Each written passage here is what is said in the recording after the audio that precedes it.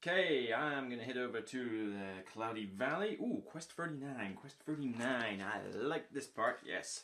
Quest 39, let's have a little read of this.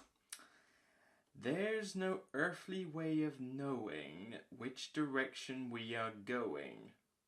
Okay, this is a bit more cryptic than usual. Oh, let's carry on.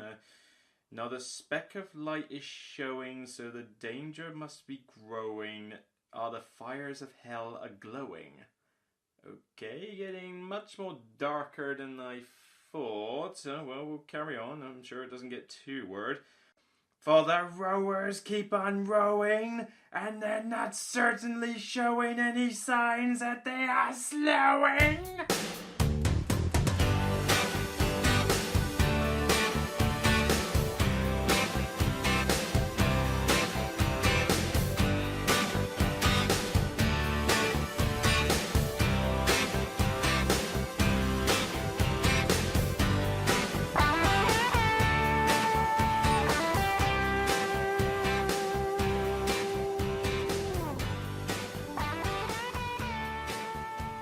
Hey guys, welcome to another review. Sorry for that weird, creepy beginning. I've just been watching a bit of the Nostalgia Critic lately, and he just did a piece on the whole Tom and Jerry Willy Wonka crossover, and that tunnel scene in Willy Wonka is always a little bit of a okay, what's going on moment. But yeah, it was on my mind anyway.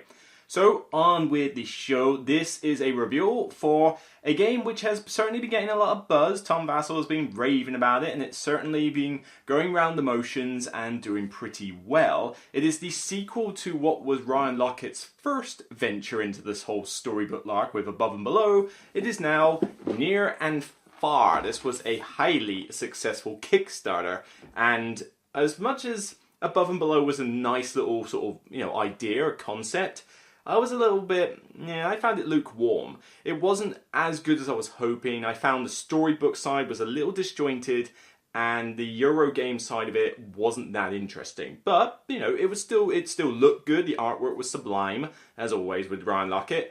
And, it was a good concept, but I wanted to see it improved. Well, this is apparently the game that does just that. It takes that whole storybook, choose your own adventure style of play, mixes it with a Euro game, but this one has upped the scope, giving you more maps, giving you more of a deeper Euro game, and even introduced things like campaign play and various other modes that you can use as well. So, how does this one fare up, and will it change my opinion of this whole concept from what was more of a meh reaction from Above and Below? So, let's get on to a quick overview of what this game entails.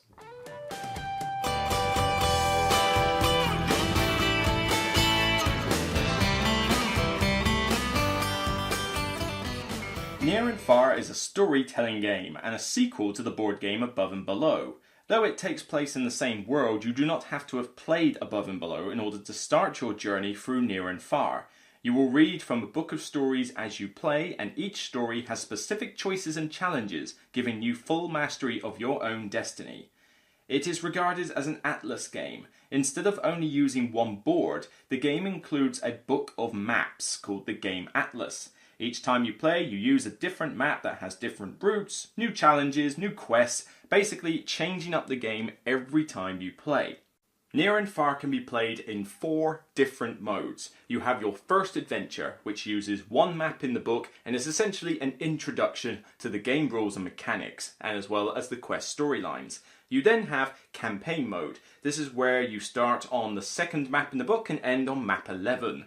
You go through each map in turn, resolving quests, resolving each game, tallying up your points as you go through, leveling up your character and gaining new abilities, until eventually you get to the final map, you play the final game, and then you see who did the best overall on the entire journey. This is not a cooperative game, this is a full competitive one.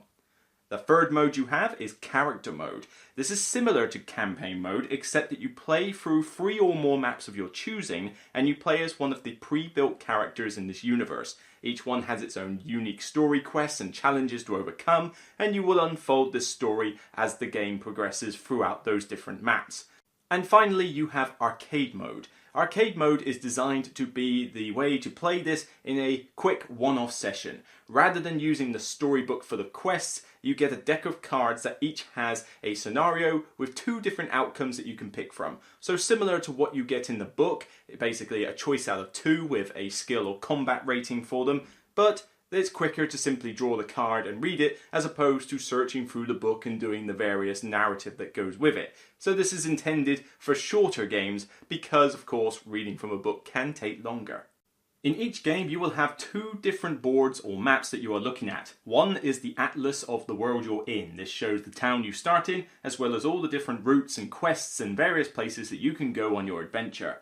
You then also have the town board. This resolves more in the similar manner to most worker placement games, where you will place your character on one of the spaces to do various actions like recruit adventurers to your party, gain pack birds, which is a bit like having a mule for carrying your stuff, getting supplies, getting treasures, that kind of thing, and essentially preparing for your adventure.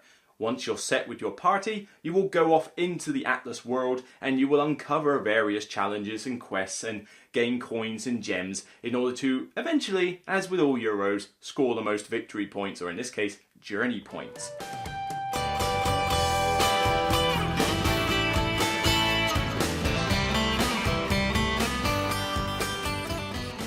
Okay, so I was a little bit apprehensive before I walked into Near and Far because I already had my previous conceptions of what Above and Below was like, and I was thinking, is this just going to be more of the same? Well, it certainly is different enough from Above and Below, because Above and Below is essentially your little tableau with the board and then a tiny little board at the bottom where you can go off adventuring. This one is very much more sort of higher scale, epic more scale than that. You have your atlas, which is the entire outside world map, and you have the town board. Now, in Above and Below, I wasn't a fan of the Euro side of the game, but I was okay with the adventures. Here, the adventures are still top-notch. However, they make more cohesive sense than the ones in the Above and Below, because in Above and Below, they seem kind of random as to what you found. Here, you get the impression every game that there's a greater storyline being told. In even the first game I played of this on campaign mode, a friend of mine got side quests as a result of doing a particular quest, and during those side quests you thought, okay, this is a recurring villain character, I think.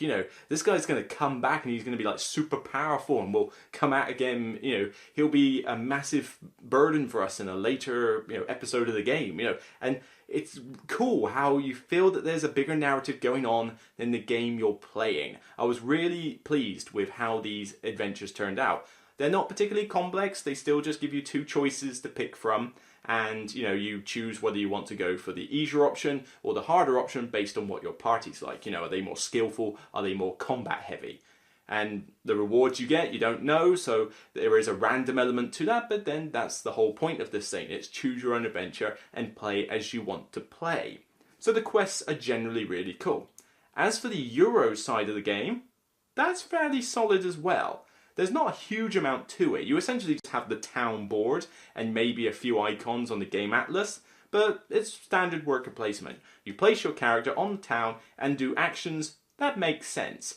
Generally, both of these gel quite well. You'll start off in the town and you'll spend a few turns in town just getting stuff, and then eventually you will choose when you want to go out. And you want to go out soon because everybody is gunning for those quest tokens which are in limited supply, but of course you're going to need coins and gems for victory points. You're going to need to be able to play your artifacts and stuff, so you are going to have to do things other than questing.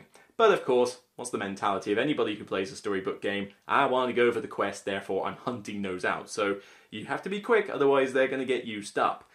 And I wish there was a few more maybe, because it scales with players, but you still sort of think, well, I'm getting about, 3 quests max a piece, 3 or 4 if I'm lucky. And sometimes you sort of get to that point in the game where all the quests are used up and then the rest of it is just basically Euro mechanics. I wish that there was more in the game to keep the book going for longer, because you get to a point where you run out of stuff to do with the book, so the storybook part is like pushed aside, and then you're just back to doing the Euro mechanisms until somebody wins. And that's a little bit of a weird tone shift in the middle of the game, which I wasn't a fan of, but it's not enough to destroy it. You get a decent amount of storybook telling, especially if you listen to everybody else's quests and, laugh along with the mishaps that happen, or even just get interested in what this overarching plot that might be going on in this game is.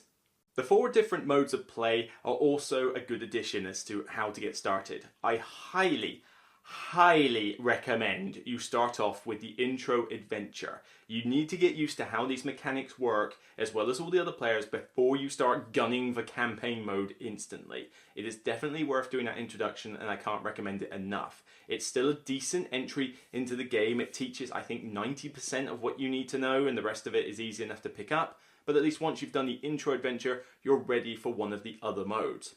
Arcade mode is actually better than I expected, because I thought arcade mode was going to be a bit boring, we don't get the storybook, but you still get a scenario with 2 choices, and you can choose which one to do, and you get the rewards. You can make up in your head what the story is. You come across a camp being besieged. Well, you can fill in the rest of the narrative. You have to do it in movies all the time. You can do it here as well. People get into the role play of this game, and it does work out pretty well in that regard. Not to mention, it speeds the game up quite considerably, and we'll talk about that a bit more later.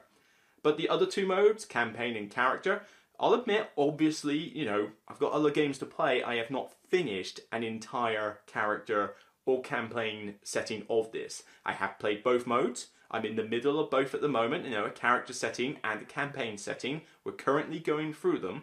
So far, found them both very enjoyable. We're almost done with the character one, and I like how the quests are really specific to your character. So it's your own unique story, and it's a bit like reading through a typical novel, really. You're interested to know what happens to your character as you essentially carry on through the game. And the campaign mode, nice lengthy, a bit like what we were doing with Pandemic Legacy and the like, and it works pretty well. You don't have a unique character quest line as such, but you have all these quests through all the different maps, and you feel like it's building up to something big as you get to the end of the game. Not to mention, you have more time to get experience, you have more time to enjoy each map, and you get more attached to your character as it levels up and gains all these little talent keywords over time, and as you watch each story unfold. Granted, which one do I prefer? I'm leaning more towards the character mode at the moment. I like the fact it's only 3 maps, so you don't have to commit for ages to finish the entire campaign, whereas you're going from map 2 to 11 in campaign mode, so it does take a while before you eventually finish. But arcade mode is still pretty good if you want a quicker game. And yes, I say quicker in quote unquote because here's a problem with this one. It's quite long for what it is. Now, with 2 players, the game zips along at a pretty nice pace. You do an action, I do an action, you do an action, I do an action, and you occasionally read a story, and the game actually resolves fairly quickly. Problem is, I don't play a lot of games as 2-player only, because I go to a lot of groups. So I'm usually playing this with 3 or 4 players most of the time, and there's a slight issue. Because the game scales only with regards to the quest tokens. You'll get a certain amount for every number of players, so you're getting roughly the same amount of quests regardless of what player count you're at. But you have to read that book a fair amount of times, and people take longer to do their turns when they're out on adventures. So the game drags a bit. This game will easily go to the 2-hour mark, if not longer, for a 4-player game. 3 players, you might be able to get it done in 90, but even then you're looking at close to the 2 hours then, and it does take a while because people are getting used to the rules, but they're also having to read that book constantly, and then adventuring takes longer because it's like, I'm going to go here, I've got enough movement to get to there, I'll just deal with this threat, okay, yep, done it, right, go forward, I'll do this quest, okay, resolve, and right, then I'm going to buy a camp, and all this is on 1 term, which is then followed by someone like me, for example, in the town just basically going, I'll go to this space and I'll get a packed bird. Done, your turn. So that adventuring turn took at least, 2 to 3 minutes? At least? Probably longer? My turn took 2 to 3 seconds. There's a huge disparity between certain turns and others. I mean, yeah, it kind of all balances out as you go through the game, but you'll get periods of downtime where you are like, yeah, we're kind of waiting for this to chug along a bit, and remember what I said about you running out of quest tokens and it quickly going back to Euro mechanics? That's the point when you think, you know what, the game is ready to end now. Can we please end it soon? Because when you're just doing those Euro mechanics, it's nice, it's still a half-decent game, but I didn't buy this game for that. I want this game for the storybook. You know, I wanted the whole Tales of the Arabian Nights with a plot, type thing. And even though the Euro game is good, it's not what I want to be the main focus. And I feel that in the sort of like early to mid game, the storybook gets more of a focus, and then in the late game, you're pretty much solely on Euro mechanics. As with all of Ryan Laukat's games, the art and components are great. I mean, you get decent boards, you get really colourful, vibrant artwork. I mean, this is the same universe he's used for Above and Below and various other things, but it all looks gorgeous. The map is colourful, the town board looks nice, your characters are portrayed nicely, all the adventurers that you can recruit all look really like cool and different, even though it's mostly just skill icons, that's what they're relevant for. The storybook is well narrated, it's well written, you know, I didn't have a point where I thought, what does that mean? I don't quite understand the passage. It's very clear, very easy to navigate, and it's written very well. You know, you get some very interesting stories. It's not just simply, oh, I go across this pond and there's a hermit, that's it. You know, no, it will give you a full descriptive narrative as if, you know, you're reading from a proper novel. So you can tell that they took effort with this to make that storybook worth it.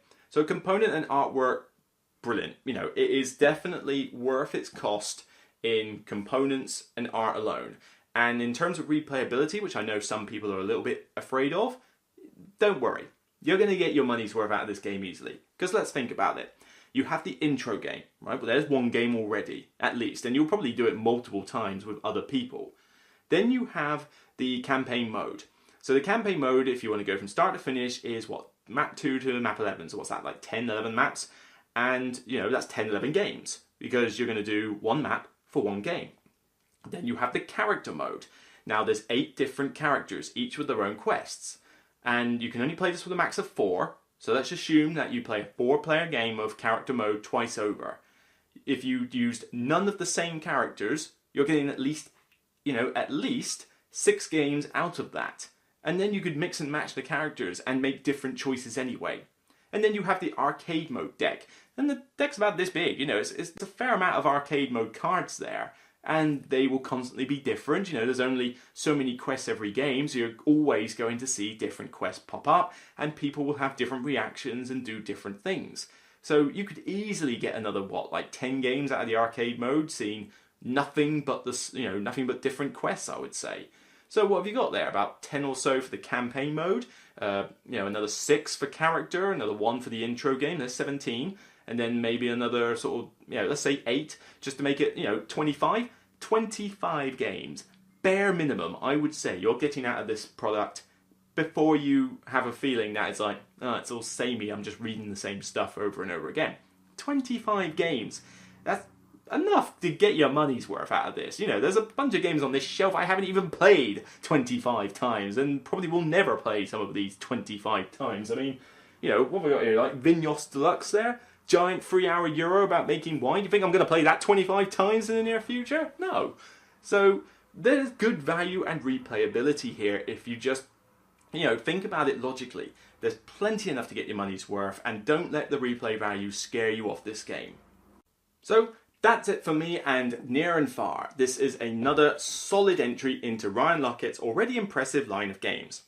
It is definitely a solid step up from Above and Below, and as such, I'm going to give this one a solid 8 strange looking lizard folk.